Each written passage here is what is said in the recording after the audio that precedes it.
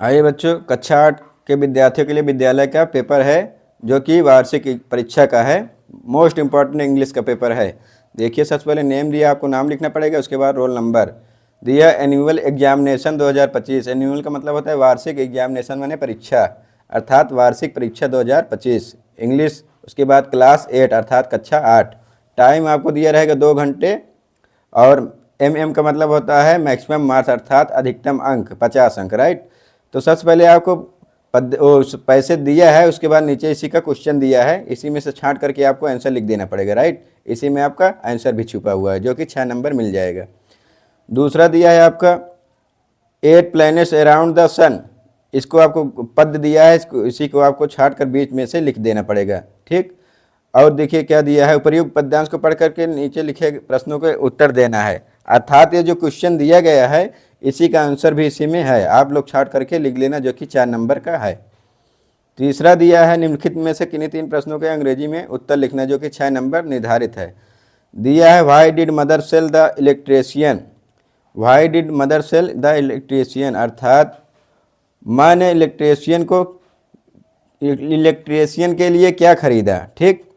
दूसरा दिया where is Assam situated in India, अर्थात ये पूछ रहा है कि वेयर माने कहाँ, जहाँ इज माने है असम माने असम, सिचुएटेड माने स्थित है, इन इंडिया अर्थात भारत में, अर्थात ये पूछ रहा है कि भारत में असम कहाँ पर स्थित है।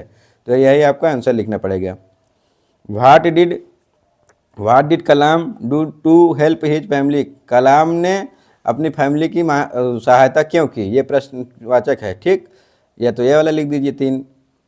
4 नंबर दिए हैं, निम्नलिखित के किन्हीं 4 प्रश्नों का हिंदी में अर्थ लिखना है। आफन माने प्रायः, मेटाफर माने मेटाफर, बाइसन ये उत्तरी अमेरिका का पशु होता है, पिलग्रिम माने तीर्थ यात्रा होता है, साइलेंस माने शांत होता है, हरमिट माने आशावादी होता है, ग्लोरी माने शान शौकत यश कीर्ति, एन्जॉय माने मनोरंजक, ठीक। ये आपका 4 नंबर कंप्लीट। 5 में दिया निम्नलिखित वाक्यों के रिक्त स्थानों में कोष्ठांकित शब्दों में से उचित शब्द चुनकर भरिए। We shall go to Delhi next week, आपको क्या लिखना पड़ेगा, वीक, ये वाला। ये वाला वीक मतलब कमज़ोर हो जाएगा, ये वाला वीक मतलब सस्ता है, यही धरना पड़ेगा। दे वाक्ड द फॉरेस्ट, थ्रीव्स हो जाएगा, क्या हो जाएगा, थ्रीव्स आपको इसमें भरना पड़ेगा। तीसरा दिया है टाटा वाज बान आन लगाओ, उसके बाद इन जुलाई 29, 1904, ठीक। ये वाला पहले आन भरना पड़ेगा, उसके बाद इन, ये आपको कंप्लीट हो जाए 4 नंबर।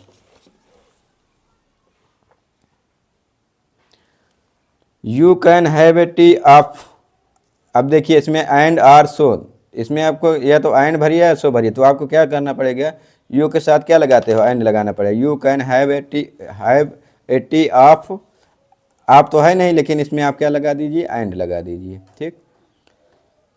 ये शब्दों की सूची बी के विलियम से एंटोनिम मिलान कीजिए। सोवर दिया, सोवर माने क्या होता है, खट्टा, तो सोवर का क्या हो जाएगा, सौरो, ठीक। सोवर का क्या हो जाएगा, स्वीट हो जाएगा। उसके बाद हैप्पीनेस माने प्रसन्न होता है, ठीक। सारो माने क्या हो जाएगा, दुख, इस पर हो जाएगा। राइज माने उठना होता है, तो उसके ड्रूप हो जाएगा, राइज का ड्रूप हो जाएगा। टेंडर माने क्या होता है, निर्माण, तो हार्ड में हो जाएगा, हार्ड माने कठोर, राइट। ये आपको मिलान हो गया 4 नंबर। सीधे कोष्ठांकित व उसकी सहायता से निम्नलिखित वाक्यों को पैसिव वॉइस में बदलिए। जैसे the boy gives me A toy is given, अर्थात 2 नंबर का है, आपको पैसिव वॉइस बनाना है। तो द बॉय को आगे ले जाइए, the boy give me A toy, ये आपका बन गया, ठीक, 2 नंबर। निम्नलिखित डायरेक्ट स्पीच को इनडायरेक्ट स्पीच में बदलाना, जो कि 2 नंबर का है। He said I have own, अर्थात ये एक्सक्लेमेटरी सेंटेंस है। He said exclaim with Joy I have won the match, बस इतना आपको लिखना है, डायरेक्ट स्पीच आपका बन गया। ई में दिया निम्नलिखित वाक्यों के जोड़ों को आईएनजी फ्रेज से जोड़ करके लिखिए। द गर्ल्स सा द टीचिंग, जहाँ पे सा लिखा है इसको सीइंग कर दीजिए, the girls seeing the teacher, उसके बाद द स्टॉप एट टॉकिंग, ये आपका कंप्लीट। सीमा कौन से written on the target she shot the arrow, या तो ये वाला लिख दीजिए। एफ में दिया निम्नलिखित वाक्य को पुनः आवश्यक विराम चिन्हों के साथ लिखिए। विल यू हेल्प मी, क्या आप मेरी मदद कीजिएगा, यहाँ पे आप प्रश्नवाचक चिन्ह लगा दिए, आपका बन गया। 6ठा में दिया है घर पर आवश्यक कार्य होने पर अवकाश प्राप्त करने के लिए अपने विद्यालय के प्रधानाचार्य को अंग्रेजी में पत्र लिखना, 4 नंबर आपको मिल जाएगा। 7वां दिया है निम्नलिखित में से किसी एक टॉपिक पर अंग्रेजी में निबंध लिखना है, जो कि 5 नंबर का है। यह तो आप ए पोस्टमैन पे लिखिए, या ए फेयर पे, या तो द काऊ पे, ठीक, किसी एक पर लिखना है। 8 निम्नलिखित 5 वाक्य को अंग्रेजी में अनुवाद करना है।